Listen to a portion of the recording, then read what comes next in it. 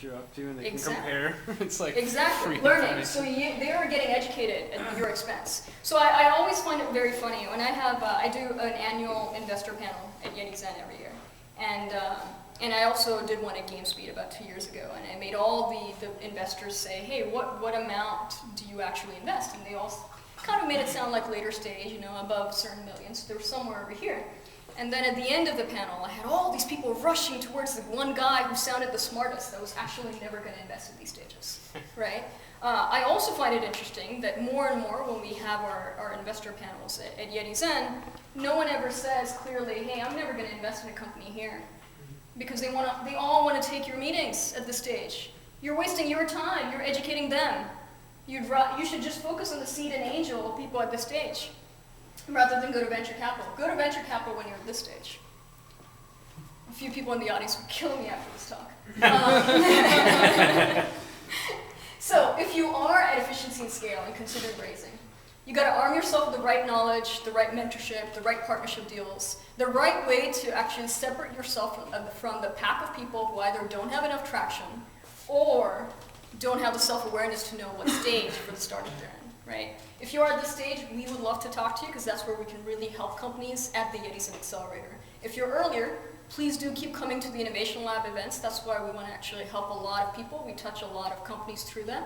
And that's why we do events like this one, right? So if you're not raising, but you really, really like the game industry and you want to help it, what can you do? So, one, inspire more gaming angels. So, as you know from my background, I was actually working consumer web for a long time. And the reason why I find this very strange coming from consumer web is there's very few gaming people who had exits in games who are now putting that money back into the gaming ecosystem. I think that's for two reasons. One, Disney. Can blame them for it. This is on video. I should really not be saying these things. So Disney has a very interesting clause in all of their exit deals, saying that if you, the founder, sell to Disney, you may not invest in, work with, or advise any company that is in gaming.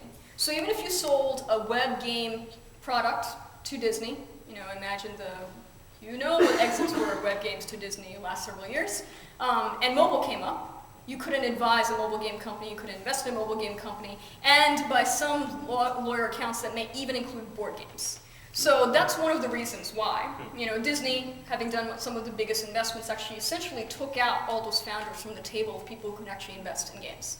The second reason is, in terms of gaming investments, we have a very nascent pay-it-forward culture. We have a very strong pay-it-forward culture, like, hey, let me help you with game design, how you're working on your game, but not in terms of investments. So anyone who makes their money with games, even if they've been released by the Disney lockup, they no longer are in it, because it lasts for about, by my estimate, from the folks I've talked to, about 2-3 years. They're thinking, oh, how can I do my next startup, put my own money into it, rather than how do I invest in other gaming entrepreneurs who are where I used to be, right? So, if you know anyone who's made any money in games and they're like, I don't know what I should do with this, maybe I'll go to Hawaii, buy a Lexus, tell them to invest in other gaming startups. Okay. If you know game angels, connect them with us. And this is not self-serving. This is actually, as you know, we work with the efficiency and scale point of accelerator startups. So the earlier stage startups, we're going to, if we get enough traction, enough angels together, we're just going to have open investor days for companies that, apply and compete. But it all depends on all of you helping us get a huge number of angels where it's worthwhile for the pitchers. And then lastly, come teach what you know through our events. We have this really awesome space. I mean, don't you like it? Look at all the art, look at the Zen, look at the Yeti. We have this amazing space. We do 4 of our own events every month. We do our game developer workshop, we have State of the Industry, we have Road to Success. But we'd love for the community to be using it more. Come to us with your own event ideas. Maybe there's something you can teach other game developers that will help them make better businesses, better games. We got to raise all ships and really make this an industry where investors are like, I don't have an option but to invest in these companies. And they are less likely to believe the crap that the media is putting out there about gaming investments going down, right? So let's all help raise all ships in the industry. And this space, the vision behind the space, is to help you guys, do all of that. We've worked our butts off for the last 1.5 years and more, right? And we've done this without raising any money from traditional venture capitalists, so we can do things like this. So please, use it. All right, so thank you.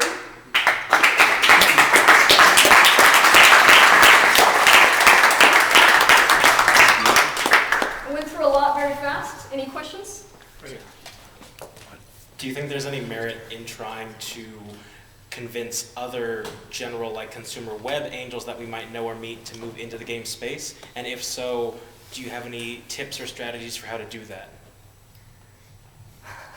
It's a really good question. So consumer web angels are all seeing the media stories, right? So these guys don't know that much about games, and so they go by wherever they think everyone else is going.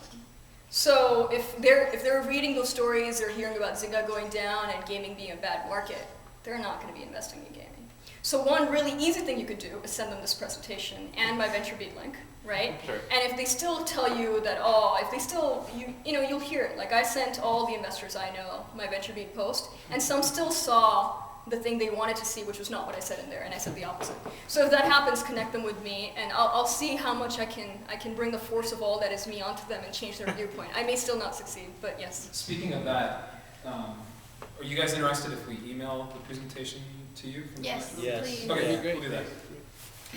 Yes? I'm just curious how much you think the gaming industry press is doing this to themselves, because like TechCrunch is not exactly like running hit pieces on the game industry or something. They're pretty much like a gaming bastion, and they're still saying, the gaming industry is doomed. We're all. Well, TechCrunch as a I'll talk to you about that after. But you know what, I'm famous for getting us in trouble as Yetizen. So. No, we want TechCrunch to come here, right? So if we keep saying bad things to them. Nothing bad about TechCrunch. They just, in general, it's mostly a ghost town on their gaming pieces. Yeah, but compared to like maybe that's like what I was not going to say. Compared to like the Wall Street Journal or something, like they're not exactly like they're not coming out for blood with the gaming industry. Like we're just sick of this gaming industry. We don't want to cover them anymore. I do want VentureBeat here. TechCrunch here covering stories. So I mean, they come maybe one a day, if that. Whereas like VentureBeat's got. Well, no, so basically, so your overall question was: is the media doing this to themselves, right? And I think I think the media, some of them, right? So the ones who basically said, 57% drop, 42% drop. They're not going to be thinking and looking at the numbers and being like, Seed and Kickstarter, the people doing that are just a very different profile of investors than venture capitalists. They're not thinking about that. So I don't think they're going for whatever the best headline will be, but they're not really delving deeper into the numbers, right? So it's up to each one of us to make it a standard to be like, hey guys, that's not how you should be doing your analysis. And the more voices like us that actually talk about that, the less they'll get away with doing posts like this, and they'll actually stop and think. Now, when you're talking about TechCrunch in general hasn't done too much covering of games. They sort of missed the boat on covering games, and then they're like, there's Inside Social, Inside Mobile, and all these other guys coming up, and then they did the whole Scamule series that like killed OfferPal/Tapjoy. I don't know if you remember that. And then after that, they're like, all right, let's pay a little bit more attention to games. But it's as a DNA of the people writing for TechCrunch, they just don't have that I love games DNA. All the big gaming publications you've had for a very long time don't talk about this stuff. Yeah, like when have you seen a Gama Sutra post about investments? When have you realized what you should keep in mind? One? Really? I think I've seen one. Only one. I mean, 3 years we've been an industry with a lot of acquisitions, and you saw one post on investments in Gama Sutra. So honestly, the publications you read, the writers you know, tell them, please, I want to see real analysis. Like let's talk about the real stuff that's happening. Like this is all up to you. If you don't ask for it, you're not going to get it. Gama Sutra is very well plugged in the big publishing, EA, Sony, those things, and they cover a lot of pre-production and production issues, but not like once you're out there, how you succeed. Right, there's very little on Gama Sutra about that. I have another one. Do you feel that the overall pool of angel, seed, and venture capital for games is growing, shrinking, or staying about the same? I'd say the venture capitalists are still coming in, but they're coming with more and more traction. So the big problem for everyone getting started is unless you have friends and family money, unless you actually have, for whatever reason, you have a big following of passionate people around you who give you that seed money. The time between your seed as well as your venture financing and the traction you need is bigger. Got a question here in the back from Mr. Zach. Sana, great presentation. I was wondering, I don't know if you have the numbers with you, but how many deals were there last year? Gordon?